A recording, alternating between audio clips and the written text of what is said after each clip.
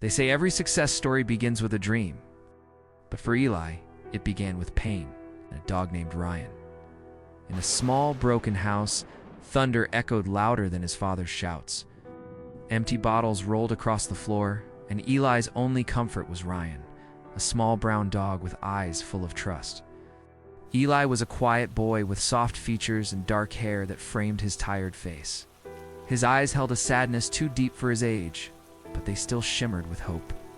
That night, rain hammered on the roof while his father's anger grew louder. When a bottle shattered near his feet, Eli grabbed Ryan and ran out into the storm. Behind him, his father's voice disappeared, replaced by the sound of freedom, raw and cold. Each step hurt, but he didn't stop. Fear was gone, only courage remained. The streets were cold and filled with strangers who never looked twice. But Ryan never left his side. Even when Eli curled up under a bridge, Ryan pressed close, sharing his warmth. They slept inside old cardboard boxes, their small world hidden from the city's noise. Every morning, Ryan licked Eli's face, as if to say, "We're still together," and that was enough to face another day. Hunger soon became their only companion. Eli's stomach ached, but he always broke his bread in half, giving the other piece to Ryan. People walked past without a glance, their hearts as cold as the rain-soaked pavement. But sometimes, a kind stranger dropped a coin, and hope flickered for a moment. One afternoon, an old fruit vendor noticed Eli feeding Ryan before himself. "You've got a good heart," the man said, handing him a broom. It was a small act of kindness, but for Eli, it was everything. He swept the stall from morning until dusk, earning his first honest pay.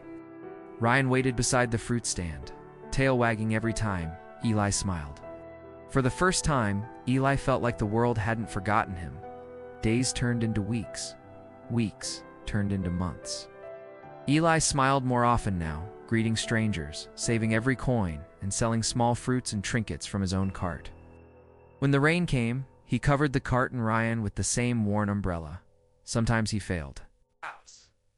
Sometimes he cried, but Ryan's warm eyes reminded him to try again tomorrow.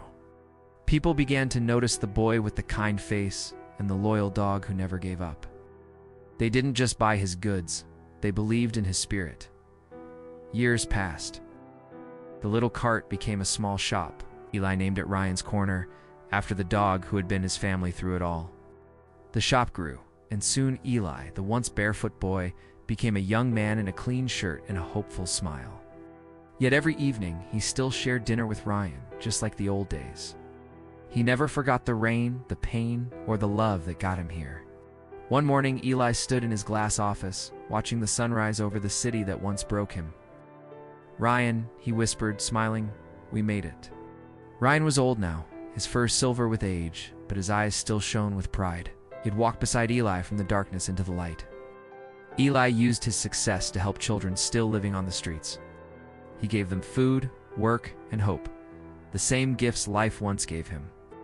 Even after all the pain, Eli never turned away from those who suffered.